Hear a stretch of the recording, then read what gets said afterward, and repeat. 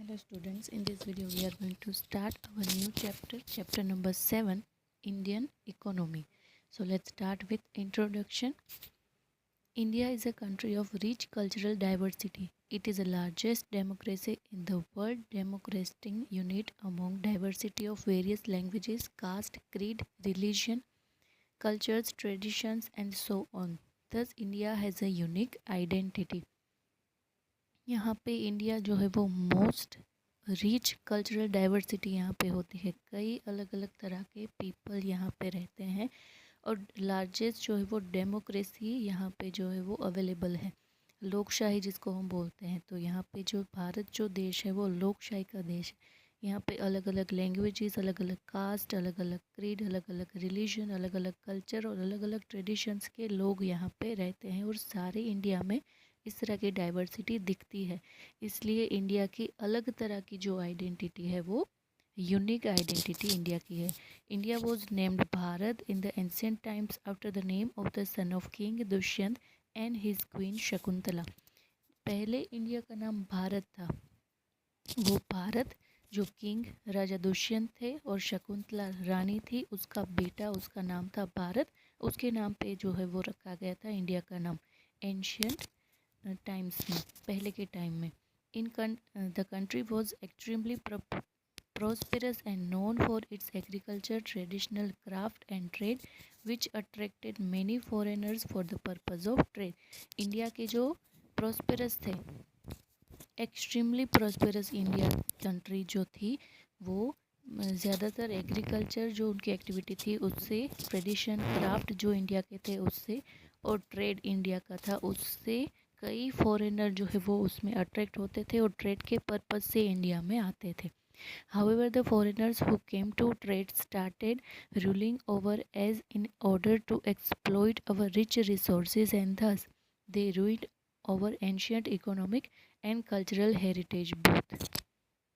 फिर क्या हुआ, जितने फॉरेनर्स ट्रेड के पर्पज़ से यहाँ आते थे वो इंडिया के पीपल के ऊपर हावी होने लगे, एक्सप्लोइट यानी कि अपना शासन चलाने लगे, शोषण करने लगे सारे जो रिसोर्सेज है उसका। और उससे क्या हो गया, जो हमारा कल्चरल हेरिटेज था और इकोनॉमिक कंडीशन जो थी उसके ऊपर उसका असर होने लगा।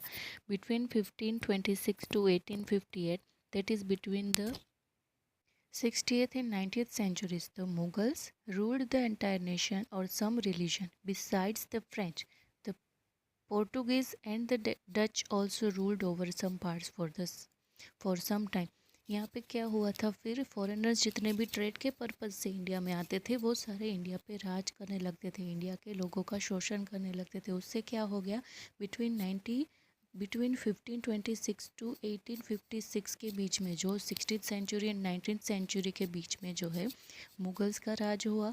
फिर यहाँ पे पोर्टुगीज़ भी आए, फ्रेंच भी आए और डच भी आए, जो समटाइम्स के लिए वहाँ पे भारत में उसका राज था, जो आप लोग सोशल साइंस में भी सीख चुके हो हिस्ट्री के बारे में। And finally, the British established their rule over India almost from 1957 to 1947. फिर क्या हो गया, ब्रिटिश राज जो है हमारे इंडिया में चलने लगा from 1757 to 1947.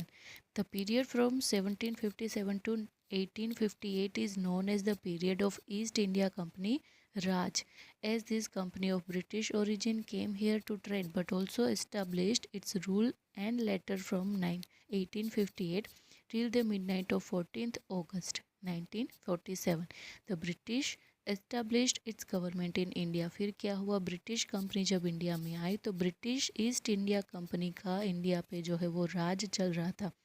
East India company, British जो है वो यहाँ पे राज कर रहे थे फ्रॉम 1757 टू 1858।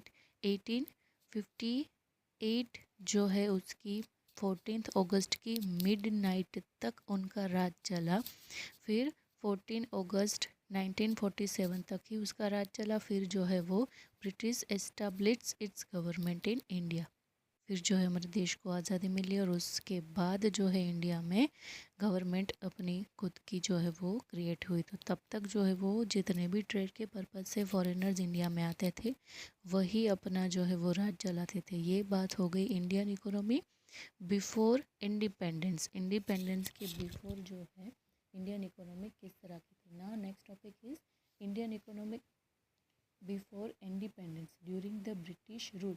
ब्रिटिश रूल में इंडियन इकोनॉमी किस तरह की थी. The east India company and later the western rules, French, Dutch, Portuguese and English came to India getting attracted by her riches. India had wealth, rich scriptures and cohesive social setup. India was famous for trade in cotton, muslin, indigo, spices and metallurgy, copper, bronze and brass and others. सबसे पहले east India company का शासन चला. उसके बाद western rulers French, Dutch, Portuguese, English वो सारे India में आए. फिर क्या हुआ, इंडिया की अपने वेल्थ थी, अलग अलग तरह के अलग अलग ग्रंथ थे इंडिया के, अलग अलग उसकी सोशल इक्वालिटी थी. तो इंडिया उसकी उस चीज़ के लिए जाना जाता था. और इंडिया में मेनली जो कॉटन है वो अच्छी तरह से जो है उसका फेमस था. फिर मसलिन जिसको मलमल का कपड़ा बोलते हैं, वो इंडिगो एक ब्लू कलर की गड़ी होती है, वो जो प्लांट में से बनती है. फिर स्पाइसेस, इंडिया के जो स्पाइसेस है वो फेमस थे. मेटलर्जी यानी कि metals like copper, bronze and brass, other कई चीज़ें जो है वो इंडिया की फेमस थी. However during the time there were conflicts among the foreign rurals also to establish their own power over India and they used armed power also. वो on power तो use करते ही थे और अपने हाथों का प्रयोग भी इंडिया के पीपल के ऊपर करते थे. उसको पीपल को टॉर्चर भी करते थे. When the British established dominance, our resources were exploited, poverty increases and the ancient riches of India started eroding. However, India economy also attained the following. इससे क्या हुआ, इंडिया में पॉवर्टी बढ़ती गई. फिर इंडिया की जितनी धन संपत्ति थी वो सारी एक्सप्लॉइट हो चुकी थी, बिगड़ चुकी थी. इसकी वजह से भी जो है इंडिया में अपनी जो रिचेस थी, इंडिया के पास जितनी भी संपत्ति थी, जिस जो स्पेशलिटी थी इंडिया के पास, वो सारी अब एरोडिंग होने लगी थी. However Indian economy also attain the following. उसके अलावा भी फॉलोइंग पॉइंट्स जो है वो भी इंडिया में इंडियन इकोनॉमी में इंक्लूडेड थे before independence. So let's understand the topics. First is railway. British set up the railway infrastructure in India and with the first rail that ran between Boribandar, present day CST, and Thane on 16th April 1853 by 1947. India in rail network of 53 km benefiting a population of 68 lakhs. जो India में British ने setup किया था पूरा railway infrastructure. जो first rail start हुई थी वो बोरी बंदर, प्रेजेंट उसको छत्रपति शिवाजी टर्मिनल की तरफ से भी जाना जाता है. Present day CST, it means Chhatrapati Shivaji terminal. And Thane, Bori Bunder से थाने के बीच में जो है 16 अप्रैल को वो स्टार्ट हुई थी 1853 को. By 1943 India had rail network of 53,000 kilometre benefiting a population of 68 lakh. 68 lakh की पॉपुलेशन में जो है टोटल उसका जो रेल का नेटवर्क था वो था 53,000 किलोमीटर्स तक वो रेल जा रही थी और उसका बेनिफिट 58 लाख पीपल को हो रहा था. उसके बाद है roadways. The British also created a good length of roads in India. They set up the public work department under which significant basic utilities were created.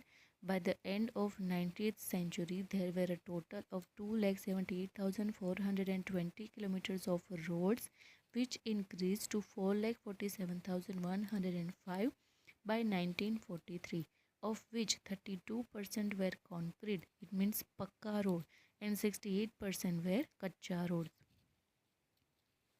अंग्रेज़ों ने रोडवेज़ भी चालू किए थे. रोडवेज़ अच्छे से रोड इंडिया में ब्रिटिश गवर्नमेंट ने बनाए थे, अच्छी गुड लेंथ के road. They setup the public work department. उन्होंने एक पब्लिक वर्क डिपार्टमेंट भी चालू किया था. उसके नीचे जो है सारे बेसिक यूटिलिटीज़ वो है क्रिएट होते थे. By the end of 19th century यहाँ पे टोटल 2,78,420 किलोमीटर के रोड बन चुके थे और वो बढ़ के 4,47,105 किलोमीटर तक 1943 तक पहुँच गए। उसमें 32% रोड ऐसे थे जो कि कॉन्क्रीट के रोड थे और 68% ऐसे थे जो कच्चे रोड थे। 32% वॉज पक्का road and 68% were kachcha roads. Next is banks. Private sector banks came into begin in India from 1770 and by 1947 there were more than 700 banks in India.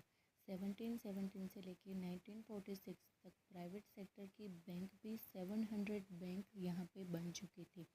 The Reserve Bank of India RBI which is the apex bank today was set up in 1933 जो अभी तक की सबसे ऊपर जो reserve bank of India है वो setup कब हुई थी 1935 में।